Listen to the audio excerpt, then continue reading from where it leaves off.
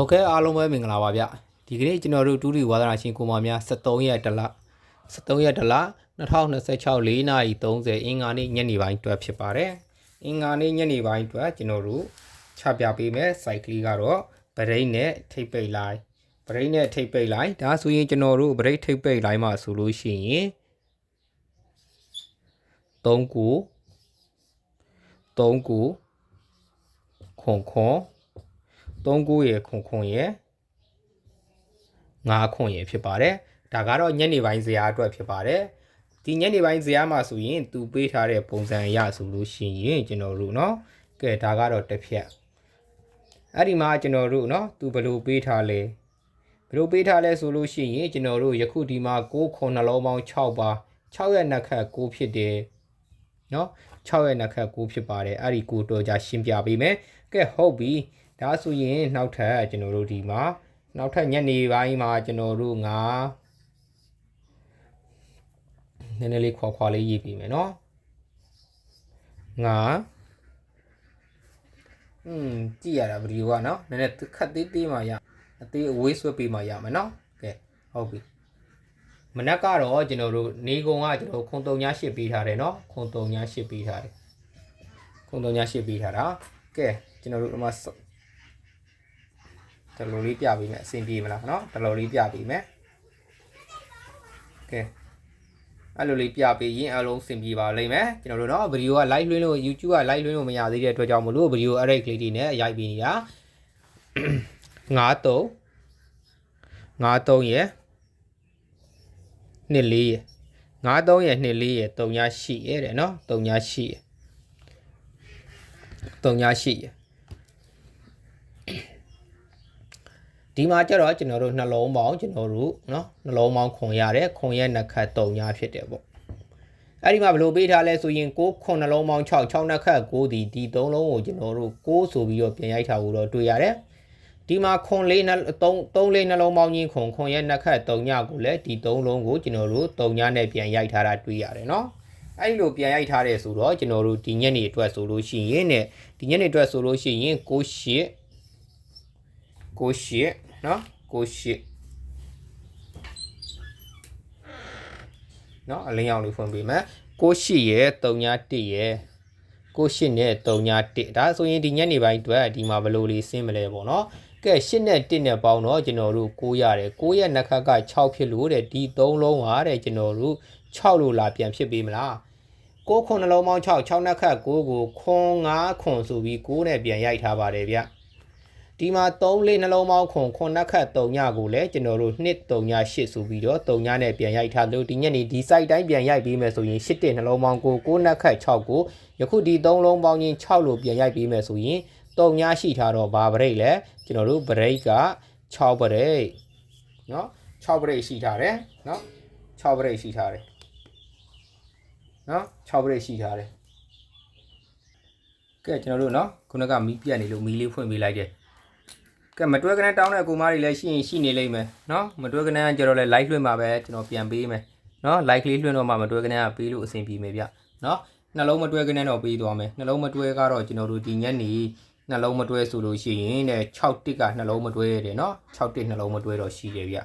เนาะနှလုံးမတွဲရတော့ဖောက်ခဲလို့ဒါလေးကတော့ပြောပြလို့ရတယ်ပေါ့เนาะလေးလုံးမတွဲရတော့ live တွေပြန်လွှင့်မှာပဲပြန်ပြီးတော့မယ်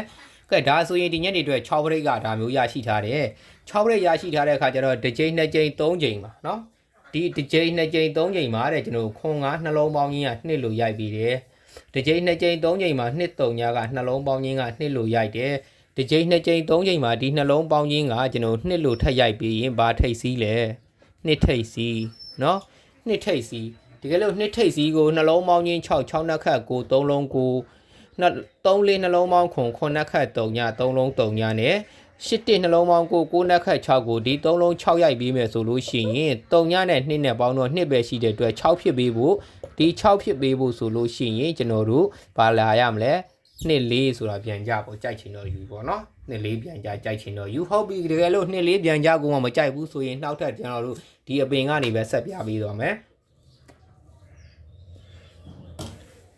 ဘယ်လိုပြပေးသွားမလဲဆိုလို့ရှိရင်ဟာဒီမှာတစ်ကြိမ်နှစ်ကြိမ်သုံးကြိမ်နဲ့ဒီနှလုံးကကျွန်တော်တို့2လို့ရတယ် အဲ့ဒီနှစ်ကိုတဲ့9ခွန်နှလုံးပေါင်းကကျွန်တော်တို့နှစ်ပရိတ်နဲ့ဆိုပြီးပြန်ရိုက်ပါတယ်တစ်ကြိမ်နှစ်ကြိမ်သုံးကြိမ်3နှလုံးပေါင်းတော့10ပါတဲ့နော်အဲ့ဒီ10ကိုတဲ့ကျွန်တော်တို့ကဟဲ့ဒီမှာ3ည8ဆိုပြီးတော့10ပရိတ်နဲ့ပြန်ရိုက်ပါတယ်ဒီအကြိမ်တိုင်းပဲဆက်ပြီးတော့ဒီညနေပေးသွားမယ်ဆိုရင်6ခွန်နှလုံးပေါင်းတော့8နှလုံးပေါင်းတော့ကျွန်တော်တို့ခွန်ရတယ်အဲ့ဒီခွန်ဒီပရိတ်ပြန်ရိုက်ပေးမယ်ဆိုရင်နှစ်ထိပ်စီရှိတဲ့တွဲကြောင်းမလို့ဒီညနေမှာကျွန်တော်တို့2-5လို့ရိုက်မယ်တဲ့နော်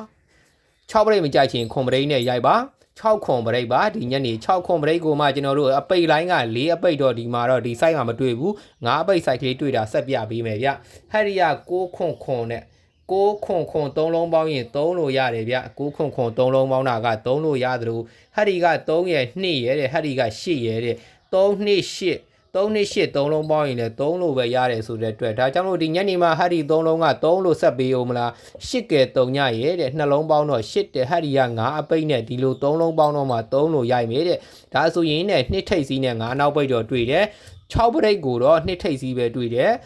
6ထိပ်နှစ်ထိပ်စီးကို6ပရိတ်နဲ့ဆိုရင်2 4ရိုက်မယ်ဒါဆိုရင်ကျွန်တော်တို့နှစ်ထိပ်စီးကိုတဲ့ခွန်ပရိတ်နဲ့ရိုက်မယ်ဆိုရင်နှစ်ထိပ်စီး9နောက်ပိတ်ရှိတယ်ပတ်စံပေးပါလားဒီမိုးရစားလို့ကဲဟုတ်ပြီနော်ဒါဆိုရင်နှစ်ထိပ်စီး9နောက်ပိတ်ကရှိတယ်ခွန်ပရိတ်ကလည်းရှိတယ်အဲ့တော့ကျွန်တော်ကိုမတွေရွေးချယ်ပါနှစ်ထိပ်စီး6ပရိတ်ကြချင်း2 4ပြန်ကြကိုရန်ပါနှစ်ထိပ်စီး9နောက်ပိတ်ကြချင်းခွန်ပရိတ်ကိုတင်ကစားပါနော်အဲ့ဒါလေးရှိတယ်ပြီးရင်ကျွန်တော်တို့ဒီညနေမှာကျွန်တော်ကြိုက်တာကတော့နော်ထိပ်စီးတစ်လုံးပိုကြိုက်နေတယ်ထိပ်စီးနော် like ကကျွန်တော်တို့6မိနစ်ရှိသွားပြီ like မဟုတ်ဘူးပေါ့နော်ဗီဒီယိုလေးတင်ရမှာမဟုတ်လို့မိနစ်အများကြီးဆိုရင်ဗီဒီယိုတင်ရတာ data တွေကျွန်တော်တို့ကြာလို့အဲ့ဒါကြောင့်မလို့ကျွန်တော်တို့နော် site ကလေးတွေကိုတော့ဆက်မပြပြီးတော့ဘူးထိပ်စီးလေးတွေရေးပြီးမယ်ဒီညနေမှာကျွန်တော်တို့နော်ထိပ်စီး3လုံးရှိပါမယ်နော်ထိပ်စီး3လုံးရှိမယ်အဲ့ဒီထိပ်စီးကဘာတွေလဲဆိုလို့ရှိရင်ကျွန်တော်တို့နော်ထိပ်စီး3လုံးထိပ်စီးက2 3 6ထိပ်စီးပါ2 3 6ထိပ်စီးရှိတယ်အပိတ်ကတော့ကျွန်တော်တို့2 5ခွန်အပိတ်ရှိတယ်နော်2 5ခွန်အပိတ်လို့တွေ့ထားပါတယ်အပိတ်ကတော့နော်8တလုံးနည်းနည်းတွေ့တယ်ကြိုက်ချင်ထည့်ကစားပြီး8တလုံးလာရင်နဲ့ဒီညနေမှာကျွန်တော်တို့8ဘူးပါညာထည့်ထားပြီး8ဘူး3ဘူးထည့်ကစားပြီး6ပရိတ်တွေ့တဲ့အတွက်ကြောင့်မလို့နော်8တလုံးကကျွန်တော်တို့အပိတ်ကလည်းတွေ့ထားတယ်နော်အပိတ်ကလည်းတွေ့ထားတယ်တိတ်အကြကြီးမဟုတ်လို့မထည့်ပေးတာနော်အရန်နေနဲ့ထည့်ထားပေးလိုက်မယ်8ပိတ်နော်8ပိတ်ကဲ8ပိတ်နဲ့ဆိုရင်တော့ကျွန်တော်ဗရိတ်ကဘာရှိမလဲဗရိတ်ကတော့ကျွန်တော်မကိုက်ဘူးထိပ်စီး3လုံးနဲ့8နဲ့တွဲလို့ရှိရင်3ညဗရိတ်1ဗရိတ်4ဗရိတ်ပဲမိမယ်နော်တကယ်လို့ကျွန်တော်2 5ခွန်ကိုကျွန်တော်တို့တွဲကြည့်မယ်ပေါ့ကဲဒါဆိုရင်ကျွန်တော်တို့ထိပ်ပိတ်လိုင်းလေးတွဲမယ် main တင်ဝက်ကလေးယူမယ်မနက်ကတော့ကျွန်တော်တို့ဘယ်လိုဆင်းသွားလဲ2ခွန်1ချင်းနဲ့9 3 1ချင်းတွဲဆင်းသွားတယ်ခွန်ကျွန်တော်တို့ခွန်ကြိုက်ဆုံးပြောပေးခဲ့တယ်နော်မနက်ကတော့ကလိုက်မှာမနက်ကတော့ကဖိုင်မှာနော်မနက်ကဖိုင်မှာခွန်နေကုန်လဲခွန်3ညပြောပေးခဲ့တယ်ခွန်တစ်လုံးပူကြိုက်တယ်ပြောပေးခဲ့တယ်နော်ကျွန်တော်ကူမကြီးနော်မနက်ကတော့ကပြောပေးခဲ့တယ်ခွန်ကဘာကြောင့်ပြိုက်ကြိုက်နေလဲဆိုရင်2ခွန်မှာခွန်ပါတယ်ခွန်3ည2မှာခွန်ပါတယ်နော်ကဲဒီမှာခွန်3ည8မှာလည်းခွန်ပါတယ်မနက်ကလည်းခွန်အပိတ်တစ်လုံးပေးခဲ့တယ်နေကုန်ခွန်3ညအကောင်းဆုံးပြောပေးခဲ့တယ်ခွန်တစ်လုံးပူကြိုက်တယ်ပြောပေးခဲ့တယ်နော်ကျွန်တော်တို့3ရက်မကျော်6ခွန်1ချင်းလို့လည်းပတ်သီးလို့လည်းပြောပေးခဲ့သေးတယ်မှာလားနော်3ရက်မကျော်6ခွန်ဟိုလည်းပြောပေးခဲ့သေးတယ်ကျွန်တော်ကိုမတွေနော်ကဲဒါဆိုရင်ထိပ်ပိတ်လိုင်းလေးကျွန်တော်တို့တွဲကြည့်ရအောင်နော်ထိပ်ပိတ်လိုင်းတွဲကြည့်မယ်ဆိုလို့ရှိရင်တဲ့ထိပ်ပိတ်လိုင်းမှာကကျွန်တော်တို့နှစ်ထိပ်နှစ်ပိတ်နှစ်ထိပ်5ပိတ်နှစ်ထိပ်နဲ့ခွန်ပိတ်နော်နှစ်ထိပ်နဲ့10ပိတ်ဆိုပြီးရှိမယ်နော်10ပိတ်ဆိုပြီးရှိမယ်ကဲဒါဆိုရင်3ထိပ်နှစ်ပိတ်3ထိပ်5ပိတ်3ထိပ်နဲ့ခွန်ပိတ်3ထိပ်နဲ့10ပိတ်ဒါဆိုရင်6ထိပ်နှစ်ပိတ်6ထိပ်5ပိတ်6ထိပ်နဲ့ခွန်ပိတ်6ထိပ်နဲ့10ပိတ်နော်6ထိပ်နဲ့10ပိတ်နှလုံးမတွဲကနန်းကတော့6တိရှိတယ်เนาะအကူမာကြီးကဲ main တင်ဝက်ကလေးရွေးပေးမယ်เนาะ main တင်ဝက်ကလေးရွေးပေးမယ် main တင်ဝက်เนาะ main တင်ဝက်ကတော့ဒီညနေအတွက်ကျွန်တော်အကြိုက်ထဲကရွေးထုတ်ပေးမှာဖြစ်ပါတယ်เนาะ25ရယ်6ခွန်ရယ်25 6ခွန်68 25 6ခွန်68ရှိမယ်เนาะ25 6ခွန်68 25 6ခွန်68เนาะကျွန်တော်တို့24 နော်နှစ်လေးတော့တိတ်အကြိုက်ကြီးမဟုတ်ဘူးကြိုက်ချင်တော့ထည့်ကစားပြီးအကြိုက်ဆုံး3ခွက်ကဒီ3ခွက်ရှိမယ်နော်ကဲဒါဆိုရင်ဒူမိန်ခွက်ပါနော်ဒူမိန်ခွက်အားပေးပါနော်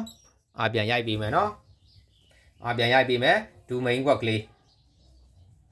နော်ဒူမိန်ခွက်မှာဆိုလို့ရှိရင်ကျွန်တော်တို့6နှစ်6နှစ်6 5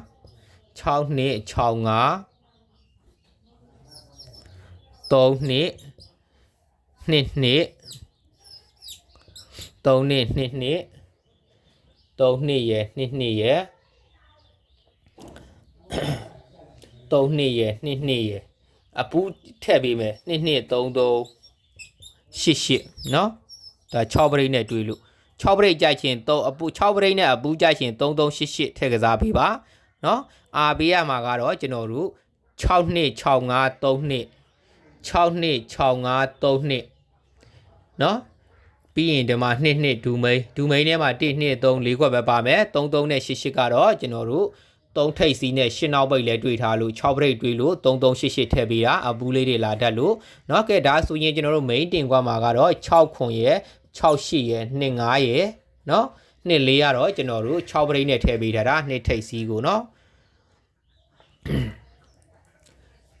2 3 6ထိပ်2 3 6ထိပ်စီးပါ2 5ခွန်အပိတ်ပါ8ပိတ်ကတော့ကျွန်တော်တို့ရန်ထားပေးတယ်ရှစ်ကလည်းကျွန်တော်တို့ရန်နေဆိုပေမဲ့လည်းကျွန်တော်တို့ခွန်3ည8ကလည်းအနေကုန်အထီကြီးရှိထားတယ်မနက်ညအထီကြီးကခွန်3ည2ရှိတယ်ဗျခွန်3ည2เนาะမနက်ကခွန်တစ်လုံးညှိထားတယ်မနက်ညအထီကြီးကျွန်တော်တို့ဒီမှာ3ညတဲ့2တို့လည်းဒီညနေပိုင်းဆက်ထီလို့ရတယ်เนาะဒီညနေပိုင်းဆက်ထီလို့ရတယ်ပြီးရင်တော့ဟာဒီထဲမှာကျွန်တော်တို့6ပရိတ်နဲ့တဲ့เนาะ6ပရိတ်နဲ့60တကွက်ထည့်ထားပေးမယ်เนาะအဲ့ဒါကတော့ကြိုက်ကွက်တွေဘာတွေထဲမှာထည့်ပေးမယ်ကဲဒါဆိုရင်ဒီမှာကျွန်တော်တို့ဘယ်နှကွက်ကြံမလဲဘာတွေရှိမလဲပေါ့เนาะဘယ်နှကွက်ကြံမလဲကြိုက်ကွက်မှာเนาะဒါလေးတွေเนาะအဲ့ဒါလေးတွေကြံမယ်အဲ့ဒါဆိုရင်လည်းကျွန်တော်ကြိုက်ကွက်ထဲမှာထည့်ပေးရမှာက60ခွန်ပရိတ်ဆိုတော့90เนาะခွန်ပရိတ်ဆိုတော့90ခွန်ကနောက်ပိတ်ရှိတော့3ညခွန်နဲ့ထိုး6ကထိပ်စီးရှိတော့60နဲ့ကစားကဲဒါဆိုရင်ဟုတ်ပြီကျွန်တော်တို့ဒီမှာပါရှိထားလဲဆိုလို့ရှိရင်တဲ့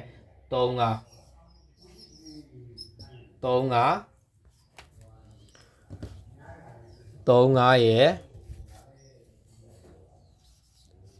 3ခွန်ရယ်3 8ရယ်နော်3 8ရယ်ရှိမယ်2ခွန်နဲ့2 8ရှိမယ်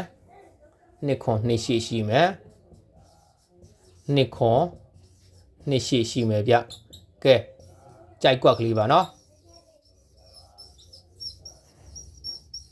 နော်ကြိုက်ကွက်ပါကဲဘယ်နှမိနစ်ဖြစ်သွားလဲ73မိနစ်ဖြစ်သွားပြီကျွန်တော်ရဲ့ YouTube channel ကိုအခုမှတွေ့တယ်အခုမှမြင်နေဆိုတဲ့အကူမတွေကတော့စရင်သွင်းရဲ့ subscriber စာတန်းလေးနဲ့ notification အော်ခေါင်းလောင်းလေးတွေနှိပ်ထားပေးပါကျွန်တော်ရဲ့ YouTube channel အသစ်ကလေးကိုကျွန်တော်ရဲ့နော်လင်းရောက်ကြီး YouTube channel လေးကိုကျွန်တော်ရဲ့ကိုမတွေအခုမှတွေ့တယ်အခုမှမြင်နေဆိုရင်ဝါသနာရှင်ကိုမများအနေနဲ့ကျွန်တော်တို့ကြိုက်နှစ်သက်တဲ့ဆိုရင်စရင်သွင်းရဲ့ subscriber စာတန်းလေးနဲ့ notification အော်ခေါင်းလောင်းလေးတွေနှိပ်သွားပေးပါအားလုံးပဲအောင်မြင်ပါစေ main ခွက်4ခွက်က3ခွက်အကြိုက်ဆုံးပို့ဖြစ်တယ် main 4ခွက်က3ခွက်အကြိုက်ဆုံးက2 5 6ခွန်နဲ့6 8ပါ2 4ကတော့ဒူမိန်လောက်မှထည့်ထားပေးပါပြန်ကြလဲဖြစ်နေလို့ပေါ့နော်ကဲအားလုံးပဲအောင်ပါစေဗျ